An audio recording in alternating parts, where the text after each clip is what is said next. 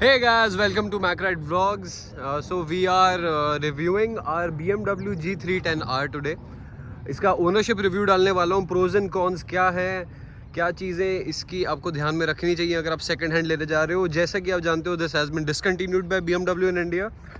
So all the more reason that you should be very careful as to आप क्या खरीद रहे हो, कौन सी खरीद रहे हो, किससे खरीद रहे हो. So we're going to talk about all of that. Let's get started, guys. All the shit I did, I'm a trouble kid. You can't break my code. You can't break my code. You can't break my code.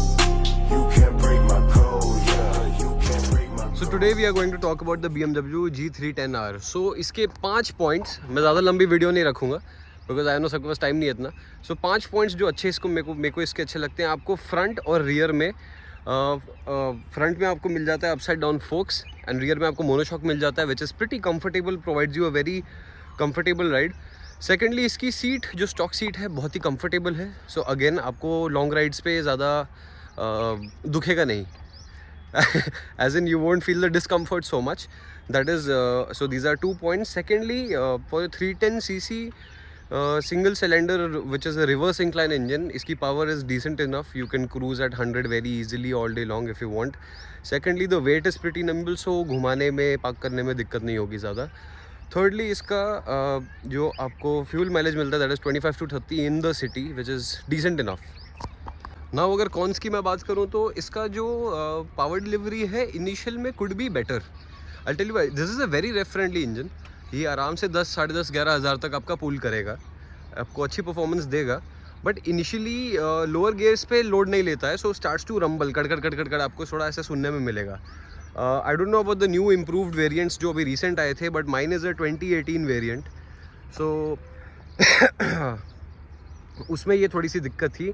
Secondly इसका जो सबसे बड़ा drawback है, जो उसका rear का master cylinder है, उसकी वायरिंग जो स्विंग आर्म की तरफ से जाती है, जहाँ से आपका बैटरी की वायरिंग भी जाती है, वो थोड़ा सा डिस्टर्बिंग एरिया. उसकी वजह से ना बार बार इसका प्रेशर लूज़ होता है.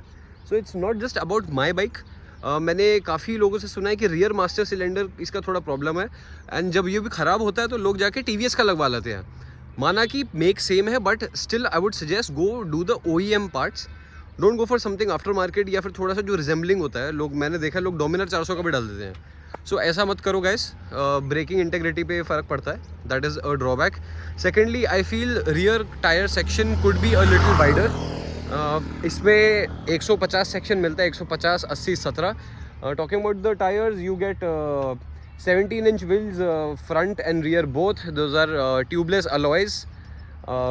But yes, coming back to the thing, tyre section पीछे का थोड़ा वाइड हो सकता था. Brakes could be better, sometimes feels very cushiony, but all in all not so bad. Now अगर इसकी एग्जॉस्ट नोट की बात करें तो मैंने अपने स्टॉक साइलेंसर का बैफल कट करवाया हुआ है, which is not a very great idea. But still मेरे को, एक तो गुड़गांव दिल्ली में जो अपन रहते हैं यार, यहाँ पे पुलिस का बहुत दिक्कत है. सो एटलीस्ट कन्विंस करने में ईजी रहता है कि सर स्टॉक है, मजे मत लो. So on idle this is how it sounds on idle. And अगर इसको रेव करेंगे तो ऐसी आवाज आएगी.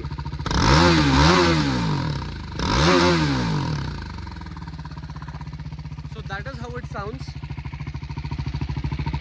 ऐसा इसका आवाज़ है स्टॉक पे. Apart from that you can get your aftermarket exhaust also अगर आपको चाहिए. BMW G310 में स्लिप ऑन नहीं लगता है, आपको बैंड पाइप के साथ ही बदलना पड़ेगा इसको. इसमें क्योंकि बीच में डीकैट आता है और स्लिप ऑन इसके पाइप पे फिट नहीं हो सकता है. So making that very clear for new rider. जो भी ये खरीद रहा है ये मत सोचना स्लिप ऑन लग जाएगा 1500-2000 का, नहीं होगा. डीकैट लगाना पड़ेगा. उसके बाद आई सजेस्ट कि अच्छी क्वालिटी का ही लगाओ, इंजन के बैंड बाजे मत बजाओ. Talking about the specs again, you get 17-inch alloys, tubeless, front and rear both. You have upside down suspension. You have a monoshock at the back.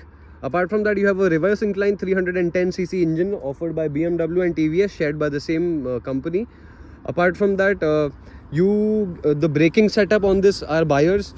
Bayer का braking setup इस पे आता है stock में.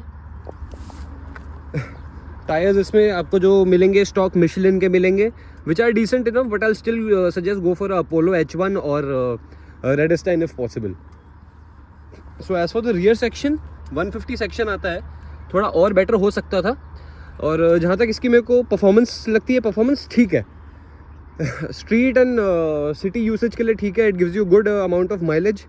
This is how it looks. Let me give you a clear cut walk around of the bike. And guys, this is the sunset point in Aravali Gurgaon. Come here, awesome place यार. The wider tank gives you a very good seating posture. Apart from that, you can also grip the tank तो आराम से stable होके ना fix होके बैठते हो. So you sit inside the bike. Like you can see, it is chiseled out. So you sit inside the bike. Apart from that, इस पे मैंने जो काम कराया है, put a BMC air filter, Fuel X Powertronic. Apart from that, I have a ECU remapped and मैंने इसमें bar and mirrors लगवाए हैं. So my mods are more towards performance. मैं aesthetics पे इतना नहीं कराता हूँ.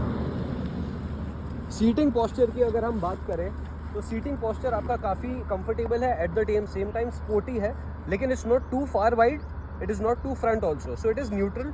You can get a good sense of gripping the tank with your legs. And shifting में प्रॉब्लम नहीं आता है. थोड़ा सा इसका मेरे को लगता है शिफ्टर हल्का सा बाहर हो सकता था, but that is a personal thing that I feel. But apart from that, this is the stance that you gate.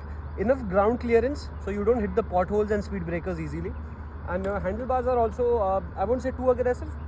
very comfortable and easy to move around the city areas. So nimble है, आगे पीछे करने में problem नहीं होती है, हल्की है, वेट ज़्यादा नहीं है. I mentioned whoever is planning to get a pre-owned of these things you should check. Keep in mind is, especially ये तो BMW के हैं तो parts आपके सस्ते नहीं आते हैं. They cost good amount of money. मतलब not too expensive but not too cheap also. Performance की अगर हम बात करें so around the corners confidence inspiring, lean होती है, आपको वो confidence देगी. Brakes are progressive enough. Brings it to a halt, I won't say instantly like a 1000 RR, but for 310 RR good enough. जैसा कि आप जानते हो 310 RR, 310R और 310 GS share the same platform and the same engine. थोड़े बहुत chassis में ऊपर नीचे एडवांसेस और चेंजेस हैं, जैसे RR में फेयरिंग है, GS में ग्राउंड क्लियरेंस थोड़ा ऊपर है, बिकॉज वो एडवेंचर है. टायर सेटअप उसमें डिफरेंट आता है. सो परफॉर्मेंस की बात करूँ तो सही है, एवरेज भी आपको दे देती है, बट मैं एज सच कभी एवरेज काउंट नहीं किया अपनी किसी भी बाइक का. That is for the performance bit. Braking I already spoke about, it's progressive, could be better, and yeah, so that is that. So first thing you should check is the suspension, because front upside down है और पीछे monoshock है, तो इसका खर्चा अच्छा खासा आता है. That is one. Secondly, आप D-CAT हमेशा चेक करो. कुछ लोग नीचे D-CAT कटवा देते हैं, पता नहीं किस रीज़न से. Secondly, टायर्स तो आपको पता ही है, that is like a very important thing. Brakes you should check. For BMW specifically, always check the knocking sound, because DOHC engine है रिवर्स इंक्लाइन में, तो लोग इसको ना फालतू रेव करके just to get the litre class वाली आवाज़ बाजा बजा देते हैं. So check that. And rear master cylinder is a must that you should check. It is a must. So these are the points you should check अगर आप खरीदने जा रहे हो. ओनरशिप ज़रूर देखो, क्या ओनरशिप है, नंबर कहाँ का है, ट्रांसफरेबल है कि नहीं है, ज़्यादा प्रॉब्लम ना है ट्रांसफ़र कराने में. Apart from that also see tyre and brake condition क्या है, इंश्योरेंस वैलिड है कि नहीं. So these are small pointers, आपको आई गेस पता ही होगा, बट स्टिल मेरा फर्ज बनता है कि मैं आपको बताऊँ. So this was Macride vlogs with BMW G310R. Will come back with more content and more bikes. Stay tuned, please subscribe and share. Your support means a lot. Thank you so much.